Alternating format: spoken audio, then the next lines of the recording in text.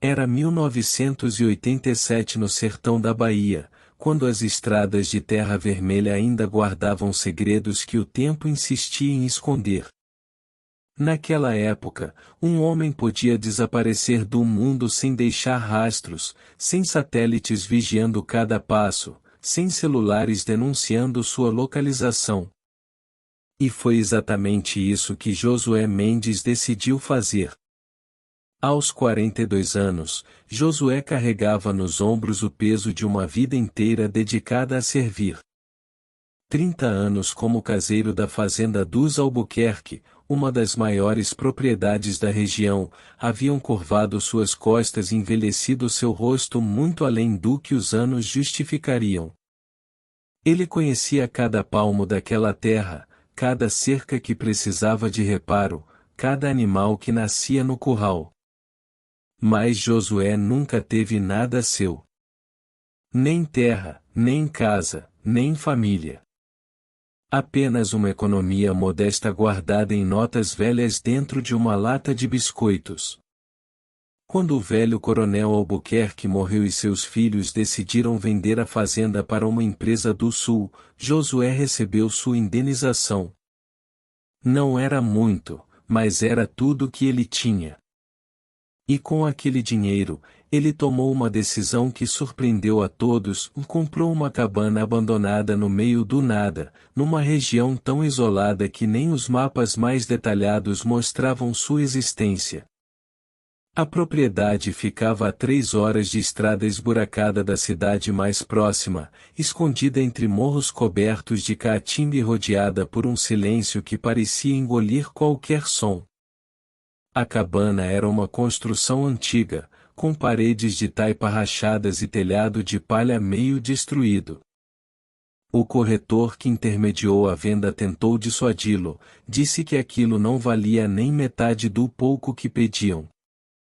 Mas Josué não queria valor, queria isolamento.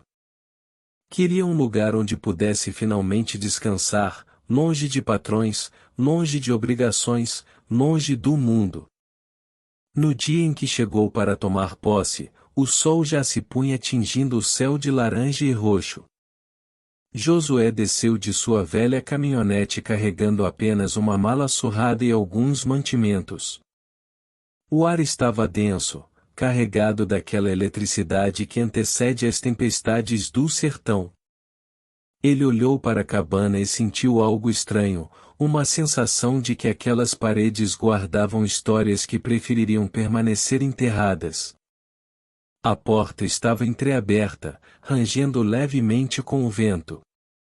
Josué empurrou-a com cuidado, e o cheiro de mofo e abandono o atingiu como um soco. Havia teias de aranha em cada canto, o chão de terra batida estava coberto por folhas secas que entraram pelas janelas quebradas, e pequenos animais haviam claramente feito daquele lugar seu lar nos anos de abandono. Mas era perfeito. Era exatamente o que ele precisava. Passou os primeiros dias limpando, consertando o que era possível consertar, adaptando-se ao silêncio absoluto que só era quebrado pelo canto distante dos pássaros e pelo vento assobiando entre as frestas. Josué descobriu que o silêncio também tinha camadas, profundidades. Havia o silêncio da manhã, fresco e cheio de promessas. O silêncio da tarde, pesado e quente. E o silêncio da noite, esse sim carregado de mistérios. Foi numa dessas noites, na sua quinta noite ali, que Josué ouviu pela primeira vez um som tão sutil que por um momento pensou ter imaginado.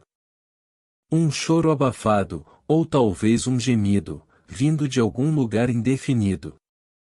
Ele se levantou do colchão fino que tinha estendido no chão, acendeu a lamparina e ficou parado, todos os sentidos aguçados. O som veio novamente, mais claro dessa vez. Era definitivamente um choro. Um choro de criança. O coração de Josué acelerou. Não havia ninguém a quilômetros dali, ele tinha certeza. Pegou a lamparina e começou a procurar, vasculhando cada canto da cabana. Foi quando notou algo que tinha passado despercebido durante a limpeza. Uma das tábuas do chão, próxima à parede dos fundos, estava ligeiramente desalinhada das outras.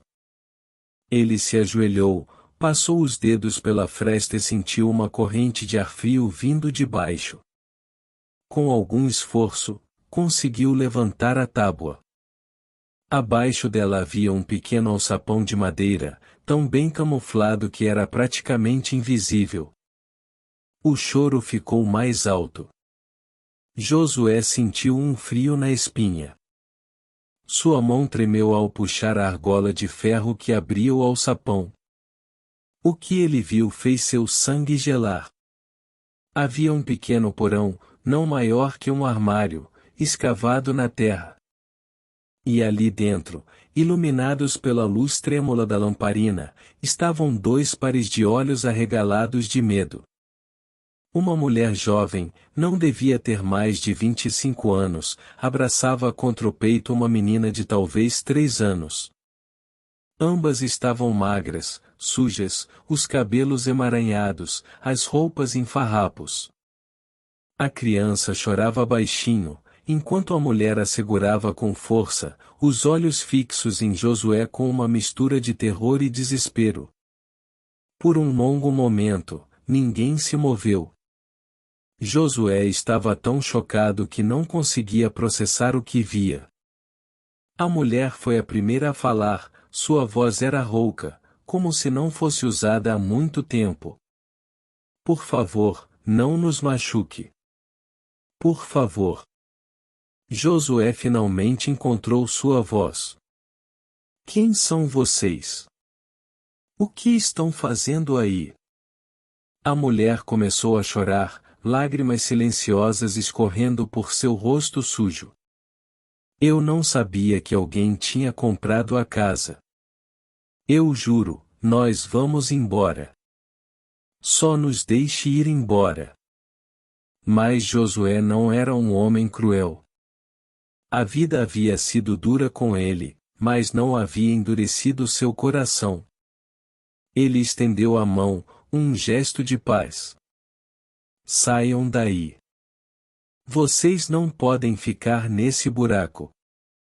A mulher hesitou, claramente esperando um truque, uma armadilha.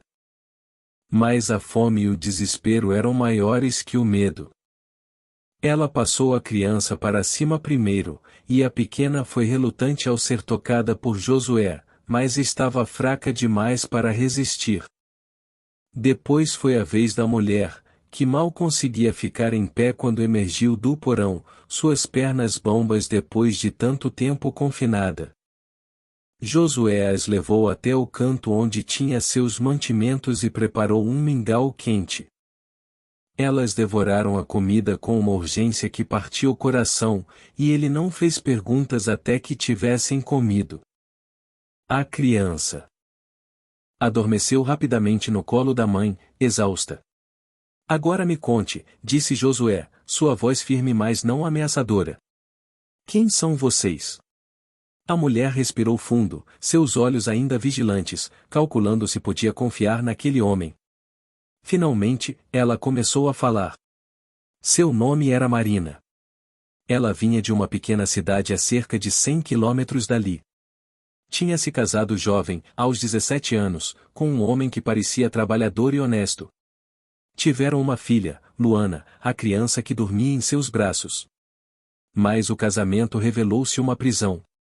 O marido, Severino, era violento, controlador, ciumento até a loucura. Ele não a deixava sair de casa, não a deixava ver a família, fiscalizava cada centavo, cada palavra. As surras começaram ainda no primeiro ano. Marina suportou por amor à filha, com medo de que se fugisse, ele a encontraria e faria algo pior. Até que numa noite, depois de uma surra particularmente brutal que deixou Marina com 3 costelas quebradas, ela soube que se ficasse, ele acabaria matando-a. E então o que seria de Luana? Marina planejou sua fuga por semanas, juntando migalhas de dinheiro aqui e ali, escondendo algumas roupas. Mas quando finalmente conseguiu escapar, levando apenas uma mochila e a filha, descobriu que fugir era apenas o começo. Severino tinha contatos por toda a região. Ele era primo de um policial, amigo de vaqueiros que conheciam cada trilha, cada esconderijo. Ele jurou que a encontraria. E ele quase conseguiu. 3 vezes Marina pensou ter escapado, 3 vezes foi encontrada. Na última, ele a arrastou pelos cabelos de volta para casa e a espancou até que ela perdesse os sentidos.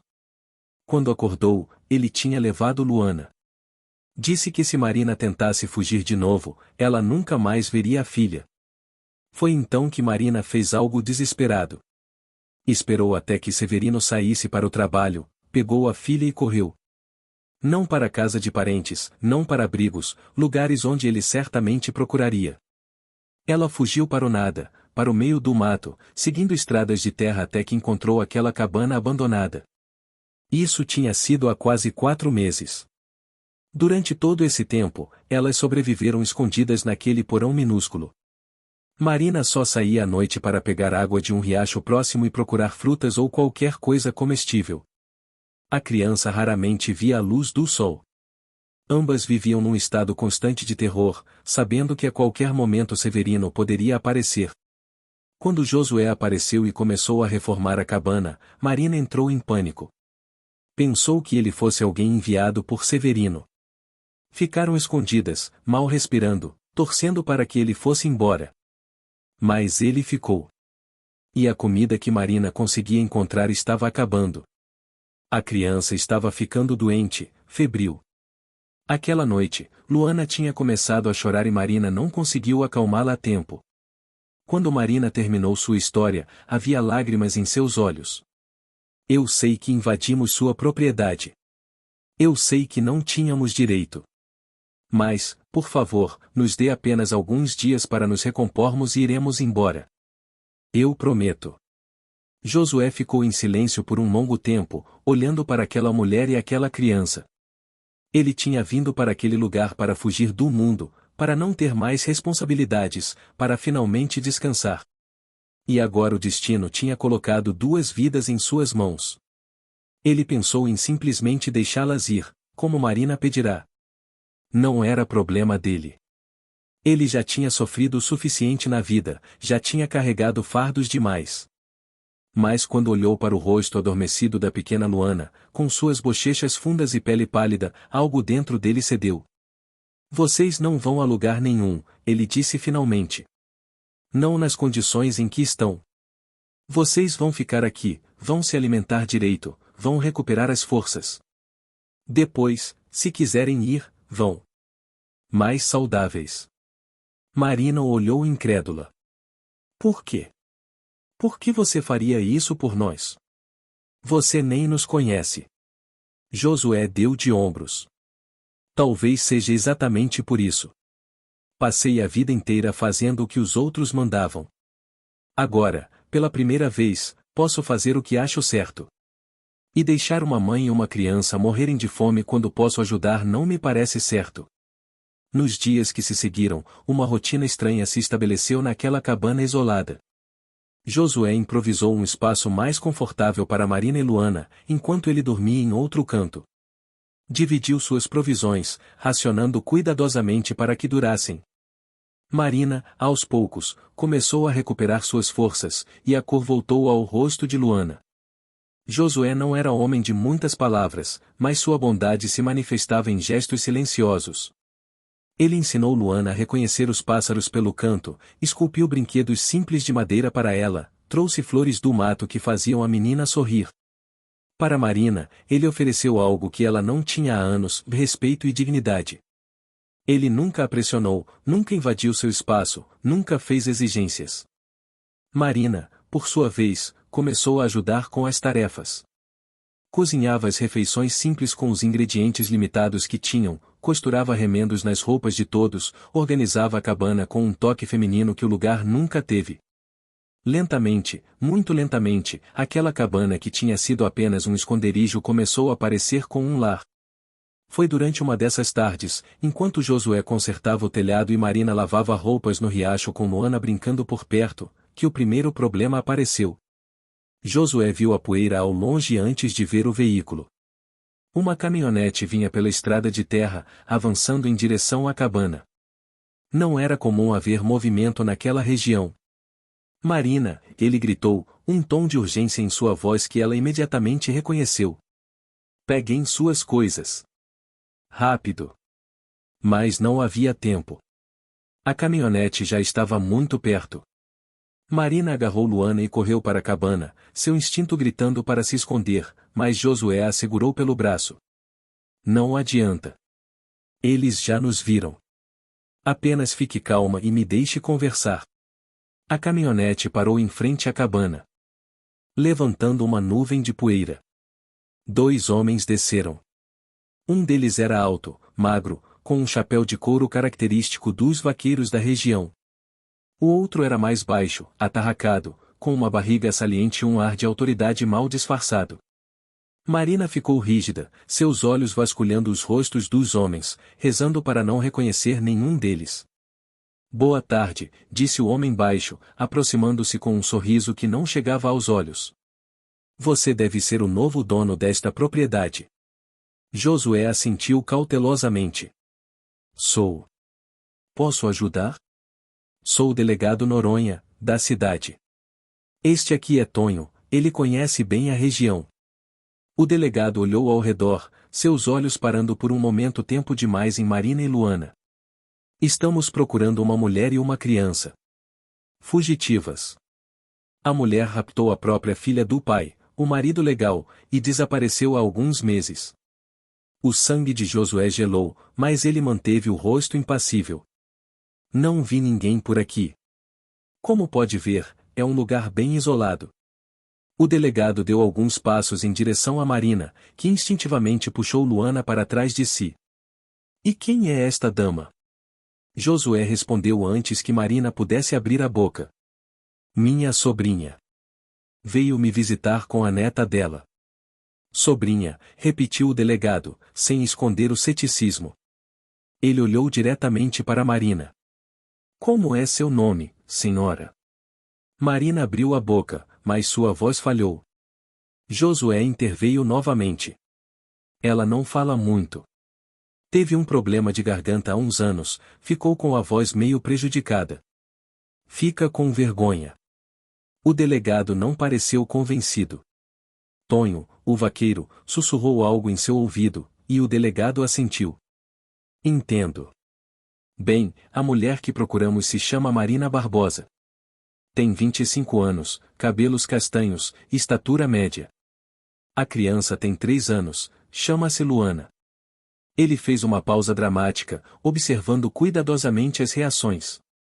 O marido está oferecendo uma recompensa boa para quem tiver informações. Josué cruzou os braços. Como eu disse, delegado, não vi ninguém. E mesmo que visse, não sou homem de vender informação por dinheiro. Por um momento, a tensão no ar era palpável. O delegado estudou Josué, depois Marina, depois a cabana ao redor. Finalmente, ele deu de ombros. Está bem. Mas se por acaso você ver ou ouvir algo, ficaria grato se me informasse. É um caso sério. Uma mãe que rapta o próprio filho não está em perfeito juízo, se é que me entende. A criança pode estar em perigo. Depois que eles foram embora, levantando outra nuvem de poeira no caminho de volta, Marina desmoronou. Ela tremia incontrolavelmente, abraçada a Luana, soluçando. Ele me encontrou. Severino me encontrou. Ele enviou o delegado. Eles vão voltar. Eles vão nos levar. Josué se ajoelhou ao lado dela. Acalme-se. Eles não têm provas de nada. E eu não vou deixar que levem vocês. Você não entende, Marina disse entre soluços. O delegado é amigo de Severino. Eu reconheci o vaqueiro também, ele já trabalhou nas terras da família do meu marido. Eles sabem que sou eu. Eles vão voltar com um mandado, ou pior, vão simplesmente nos levar à força. Josué sabia que ela tinha razão. A lei no sertão nem sempre era lei escrita nos livros. Muitas vezes, era a lei do mais forte, do mais influente, do que tinha mais dinheiro ou mais pistoleiros. Se o marido de Marina tinha a polícia ao seu lado, não havia onde se esconder. Naquela noite, enquanto Marina e Luana finalmente adormeciam exaustas de tanto chorar, Josué ficou acordado olhando para as estrelas através das frestas do telhado. Ele tinha vindo para aquele lugar em busca de paz, de solidão, de um descanso merecido depois de uma vida de servidão. E agora estava no meio de uma situação que poderia lhe trazer problemas sérios. A coisa sensata seria entregar Marina. Não era problema dele. Ele não conhecia a história completa, talvez o marido realmente tivesse direito legal sobre a criança. Talvez Marina fosse realmente instável, como o delegado insinuara. A coisa sensata seria se proteger. Mas Josué tinha visto os hematomas ainda amarelados nos braços de Marina. Tinha visto o terror genuíno em seus olhos quando o delegado apareceu. Tinha visto como Luana acordava no meio da noite com pesadelos, gritando coisas que uma criança de 3 anos não deveria saber. Ele sabia reconhecer o medo verdadeiro quando o via. E aquilo não era medo de uma mãe desequilibrada fugindo com a filha. Era medo de uma mulher lutando para sobreviver. Nos dias seguintes, Josué tomou precauções. Ele começou a fazer viagens regulares até a cidade mais próxima, estabelecendo uma presença, fazendo-se conhecido. Contou a história da sobrinha viúva que tinha vindo morar com ele com a netinha. Comprou roupas novas para Marina e Luana, documentos falsos de um falsário que conhecia dos velhos tempos. Não eram perfeitos, mas eram convincentes o suficiente para uma inspeção casual. Marina, a princípio, resistiu. Você já fez demais. Não pode arriscar tanto por nós. Se descobrirem que você está nos escondendo, vai preso. Deixe-me me preocupar com isso, Josué respondeu. Vocês só se preocupem em ficar seguras. Mas a segurança era uma ilusão frágil. 2 semanas depois, o delegado voltou. Dessa vez, não estava sozinho. Havia 3 homens com ele, todos armados, todos com aquele ar de quem estava acostumado a resolver problemas com violência. Josué, disse o delegado, sem a cortesia falsa da primeira visita. Precisamos conversar. Recebi informações de que você está abrigando uma fugitiva e uma criança raptada. Vou precisar que você entregue a mulher e a menina. Josué estava sentado na varanda da cabana, esculpindo um pedaço de madeira. Ele não levantou os olhos. Já lhe disse, delegado. Não tem fugitiva aqui. Só minha sobrinha e minha sobrinha neta. Não me faça entrar aí à força, o delegado disse, a mão indo para a arma na cintura. Você parece ser um homem sensato. Não quer problemas. Então facilite as coisas. Foi quando Marina saiu da cabana. Ela tinha se arrumado, penteado os cabelos, vestido uma das roupas novas que Josué tinha comprado. Segurava Luana pela mão. A criança estava assustada, mas Marina tinha o queixo erguido, uma determinação férrea em seus olhos. Eu sou Marina Barbosa, ela disse, sua voz clara e forte. E esta é minha filha, Luana. E não vou voltar para meu marido. O delegado sorriu, um sorriso triunfante. Então você admite. Ótimo. Isso facilita muito. Você está sob prisão por sequestro parental e abandono de lar. Sequestro? Marina riu, mas era uma risada amarga. Você chama uma mãe protegendo sua filha de um homem violento de sequestro? Eu chamo uma mulher tirando uma criança do pai legal de sequestro, sim. E tenho uma ordem judicial aqui que me dá custódia da criança para devolvê-la ao pai. Que ordem judicial? Marina desafiou. Me mostre. O delegado hesitou por uma fração de segundo, tempo suficiente para que Marina soubesse que ele estava blefando. Não havia ordem judicial. Não havia processo legal. Era apenas Severino usando seus contatos para trazê-la de volta à força. Josué se levantou, colocando-se entre Marina e os homens. Ela não vai com vocês. Um dos homens armados deu um passo à frente, a mão na arma. Não se meta nisso, velho. Isso não é problema seu. É problema meu sim, Josué respondeu calmamente. Porque essa é minha propriedade, e essas são minhas hóspedes. E vocês não têm mandado de busca, não têm autorização legal para entrar aqui. Então eu sugiro que deem meia volta e voltem quando tiverem os documentos apropriados. O delegado estava ficando vermelho de raiva. Você está obstruindo a justiça. Eu estou protegendo cidadãos inocentes de uma invasão ilegal, Josué corrigiu. Há uma diferença. A situação estava prestes a explodir em violência quando outro veículo apareceu na estrada. Era um jipe oficial, com as marcas da Polícia Federal. 2 agentes federais desceram, e o clima mudou instantaneamente. Há um problema aqui? Perguntou um dos agentes, um homem de meia idade com olhos atentos que avaliaram a situação rapidamente. O delegado Noronha empalideceu. Não, não há problema. Só estamos investigando um caso local. O agente federal não pareceu convencido. Ele olhou para Marina, para Luana, para Josué, e então de volta para o delegado. Esta senhora apresentou uma denúncia em nosso escritório há 2 dias. Acusações de violência doméstica, ameaças, perseguição. Coincidentemente, seu nome apareceu na denúncia, delegado Noronha. Marina havia ido à cidade secretamente, levada por Josué, e feito o que deveria ter feito desde o início, registrado uma denúncia formal com autoridades que não estavam no bolso de seu marido. Tinha sido arriscado, mas necessário. O delegado balbuciou alguma coisa sobre mal-entendidos e seguir ordens, mas o agente federal cortou-o: o senhor e seus homens vão retirar-se imediatamente. E vão se considerar sortudos se não forem indiciados por assédio e abuso de autoridade. A senhora Barbosa está sob proteção federal até que o caso seja investigado adequadamente. Enquanto o delegado e seus homens partiam, frustrados e ameaçadores, o agente federal voltou-se para Marina. Senhora, a senhora vai precisar vir conosco para prestar depoimento detalhado. E vamos precisar documentar as agressões, obter relatórios médicos, construir um caso sólido.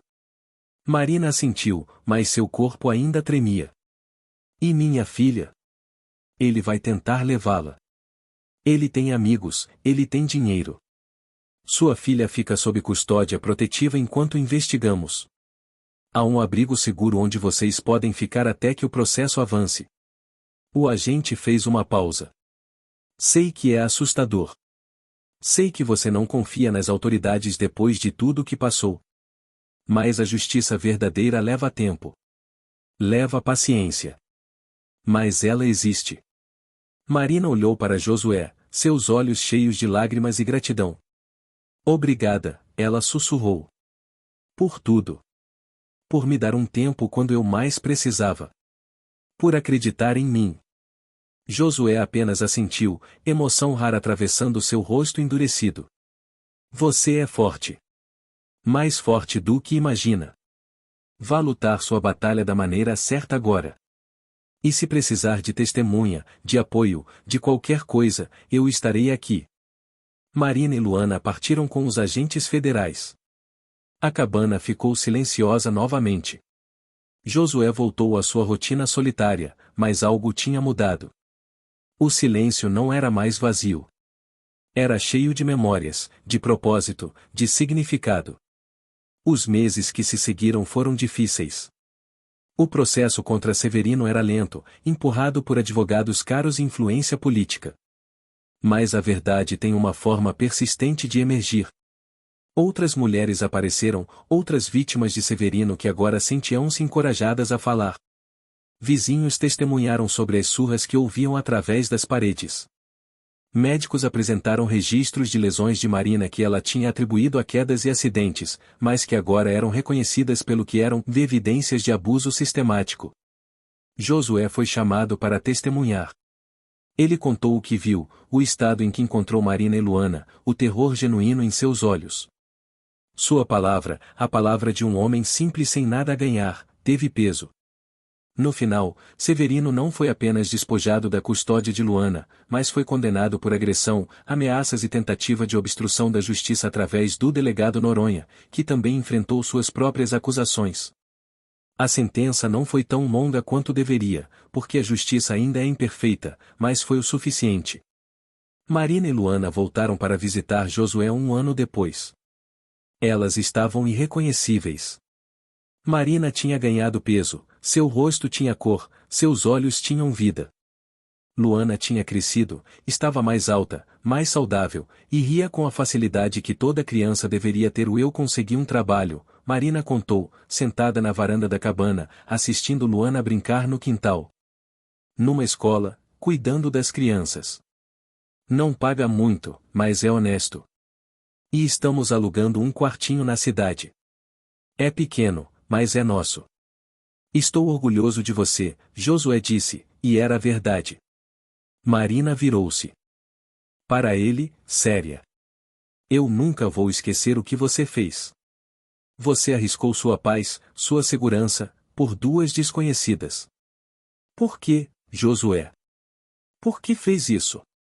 Josué ficou em silêncio por um longo momento, observando o céu que começava a tingir-se de laranja com o pôr do sol.